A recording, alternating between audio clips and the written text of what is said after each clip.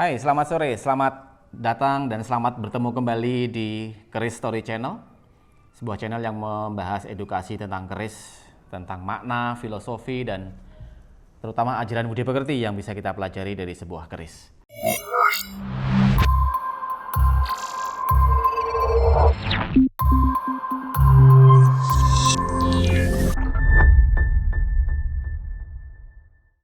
Kali ini tim Keris Story mendapatkan pertanyaan atau masukan dari seorang sahabat di Keris Story yang menanyakan tentang keris setan kober. Sebagaimana kita ketahui bahwa keris setan kober itu cukup fenomenal dan banyak menjadi bahan pembicaraan terutama di kalangan teman-teman perkerisan. Kita diminta untuk membahas budi pekerti atau ajaran yang bisa kita peroleh dari keris setan kober itu. Jadi pada kesempatan kali ini yang ingin kita bahas di sini adalah bukan sejarah tentang keris tersebut, tentang keris itu sebenarnya seperti apa, ceritanya bagaimana. Saya lebih akan menyampaikan apa yang pernah saya dengar, terlepas dari itu benar atau tidak, karena kita sama-sama tidak mengalami dan sangat minimnya catatan sejarah atau literatur yang membahas tentang keris tersebut. Dan banyaknya multi tafsir tentang fisik keris tersebut. Ada yang mengatakan dia lot 15, ada yang mengatakan setan kober itu lot 13, ada yang mengatakan lot 9, lot 7. Jadi sangat banyak pendapat tentang bentuk atau dapur dari keris setan kober tersebut. Juga tentang sejarahnya, asal-usulnya, dan segala macam. Yang saya ketahui keris pertama yang ingin saya pendapat yang ingin saya sampaikan, bahwa saya berpendapat bahwa nama keris tersebut bukan setan kober, tapi kalau saya pribadi berpendapat bahwa nama keris tersebut adalah seh tan kober. Seh itu dari kata asih atau kinasih gitu ya, atau seh yang berarti bersenang-senang atau bercengkrama atau berkasih-kasihan tentang asmara. Tan itu dari kata datan atau tan itu bermakna tidak ada atau bukan. Tan itu. Kober itu berarti sempat. Jadi entah karena lidah orang Jawa mengucapkan seh tan kober, jadi seh tannya menjadi setan. Dan menurut pemahaman saya, ketika kita kembali kepada sejarah, banyak yang mengatakan bahwa keris setan kober ini diyoso atau diciptakan oleh Empu Bayu Aji. Beliau adalah seorang empu dari daerah Pajajaran yang kemudian bermigrasi ke Majapahit, ke Jawa Timur.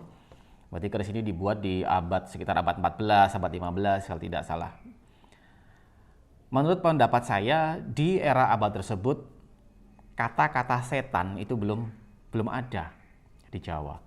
Mungkin setan itu, saya berpendapat itu berasal dari kata syaiton, dari bahasa Arab yang kita temukan di kitab suci Al-Quran.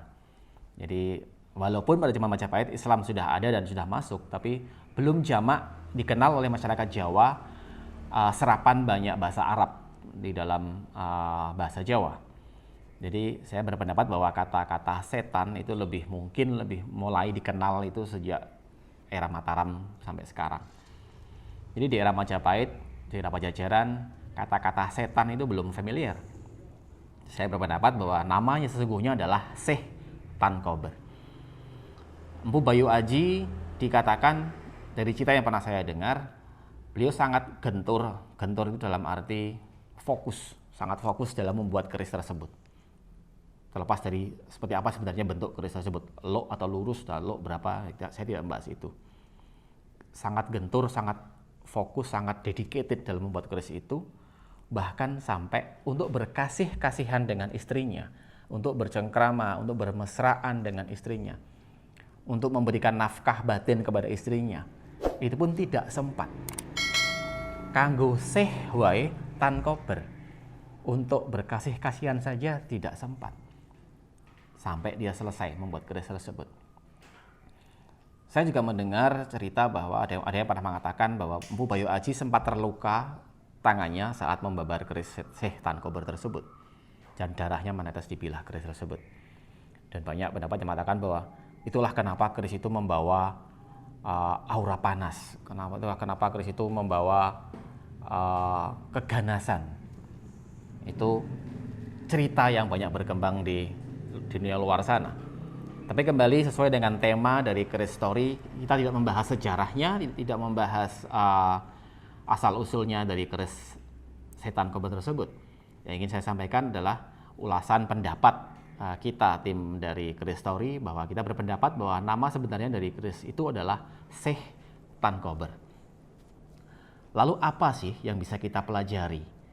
Ajaran apa yang bisa kita pelajari dari Syekh Tan Kober tersebut? Untuk berkasih-kasihan, untuk bersenang-senang saja tidak sempat. Pelajaran yang bisa kita ambil dari ungkapan Syekh Tan Kober tadi adalah seyogianya kita dalam menjalankan peran dalam hidup, terutama dalam pekerjaan. Ketika kita sedang bekerja, ketika kita sedang berbisnis, kita sedang berjalan untuk mencapai sebuah tujuan, kita disarankan untuk fokus, untuk berkomitmen, untuk benar-benar gentur, benar-benar mencurahkan segenap daya, pikiran, upaya, tenaga dalam melakukannya. Jangan di tengah jalan kita berbelok, mohon maaf, bersenang-senang dahulu. Ketemu diskotik, kita mampir dulu. Ketemu tempat karaoke, kita mampir dulu. Ketemu tempat spa atau tempat panti pijat, kita mampir dulu. Ketemu lawan jenis yang rupawan, kita mampir dulu. Jadi ada saatnya nanti ketika kita sudah mencapai apa yang kita tuju, apa yang ingin kita capai sudah terlampaui, sudah kita dapatkan, kita boleh memberikan penghargaan kepada diri sendiri, memberikan hadiah pada diri sendiri atas pencapaian yang kita capai tadi.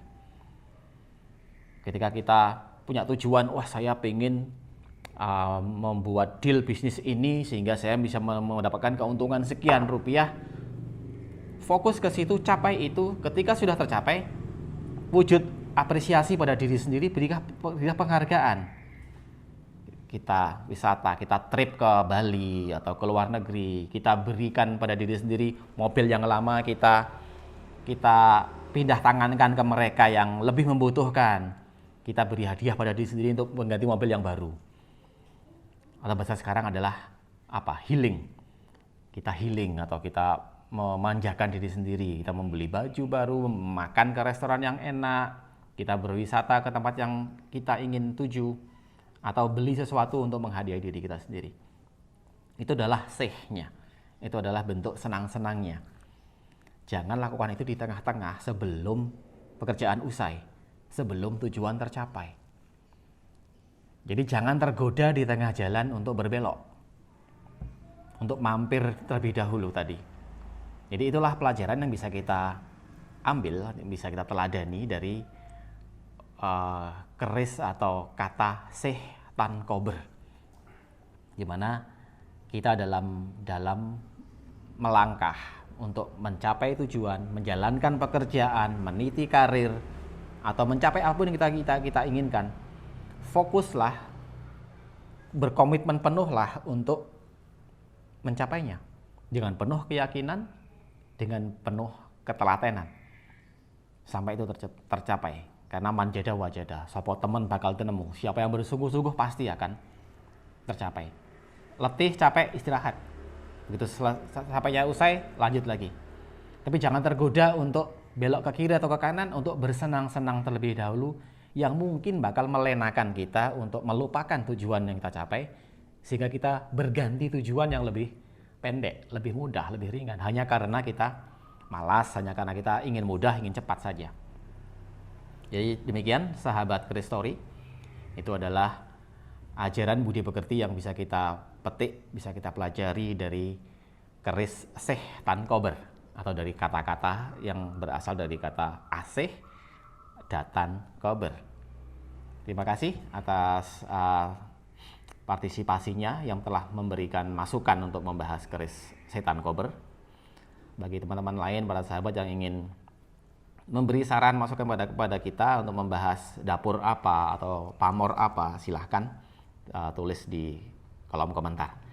Jangan lupa untuk terus mendukung channel Chris Story dengan cara subscribe, dengan memberikan komentar dan like, serta menyebarkan kepada saudara yang lain. Sampai bertemu kembali di episode berikutnya dengan bahasan yang menarik berikutnya. Terima kasih. Salam.